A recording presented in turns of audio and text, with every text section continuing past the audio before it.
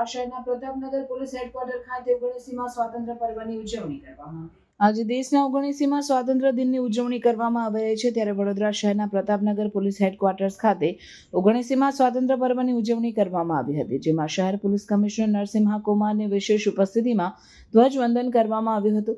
સાથે જ પોલીસ જવાનો દ્વારા પરેડનું આયોજન કરાયું હતું। પોલીસ બેન્ડ સાથે પરેડ આકર્ષણ જમાવ્યું હતું।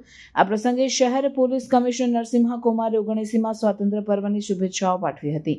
સાથે શહેરમાં પોલીસ દ્વારા પ્રશંસનીય અને નિષ્ઠાથી કામગીરી કરી મહદઅંશે ગુનાઓ અને ગુનેગારો પર અંકુશ આવી હોવાનું જણાવ્યું હતું।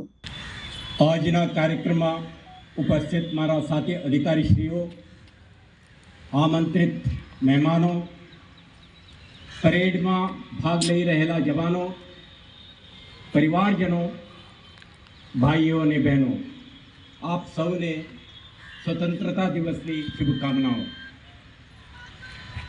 આજે ભારતનો 79th સ્વતંત્રતા દિવસની ઉજવણી માટે આપણે સૌ અહીં એકત્રિત થયા છીએ।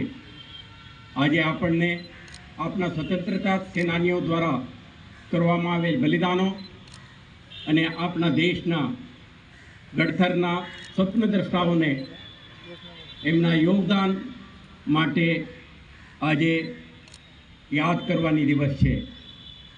આજે આપણે નાગરિક તરીકેના આપણી જવાબદારીઓ યાદ કરી આ સંવિધાનિક મૂલ્યોને જાળવી રાખી વધુ મજબૂત અને વધુ સમાવેશી ભારત તરફ આગળ વધવું જોઈએ।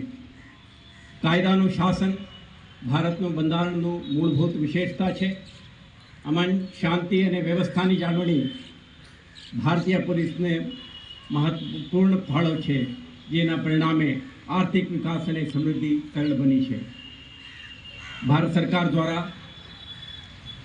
કોલોનિયલ વારસાને દૂર કરવા, ફોજદારી ન્યાય વ્યવસ્થાને આધુનિક બનાવવા અને ન્યાયની પ્રક્રિયાને ઝડપી બનાવવાના હેતુથી 1 જુલાઈ 2024થી 3 નવા ફોજદારી કાયદાઓને અમલમાં મૂકેલ છે। 79th સ્વતંત્રતા દિવસની શહેરવાસીઓને ખૂબ ખૂબ શુભકામનાઓ। આજે છેલ્લા 1 વર્ષમાં વડોદરા શહેર પોલીસ દ્વારા શહેરમાં પ્રિવેન્શન, ડિટેક્શન, ઇન્વેસ્ટિગેશન અને maintenance of law and order માટે કટિબદ્ધતાથી, ડેડિકેશનથી, સમર્પણ ભાવથી આપણે કામ કરી છે અને કેટલાક પોઝિટિવ આઉટકમ્સ આપણે જોવા મળ્યું છે। આજે સ્વતંત્રતા દિવસની પવિત્ર પર્વે આપણે સંકલ્પ કરીએ છીએ કે આવતા દિવસોમાં વડોદરા શહેરને સુરક્ષિત શહેર બનાવવાની દિશામાં ખૂબ મહેનત કરીશું। પોલીસ, હોમગાર્ડ્સ, ટીઆરબી અને સંલગ્ન વિભાગો આ દિશામાં ખૂબ પ્રયાસો કરશે અને ગુજરાતની વિકાસ યાત્રામાં એક મહત્ત્વની ભૂમિકા ભજવશે। આભાર।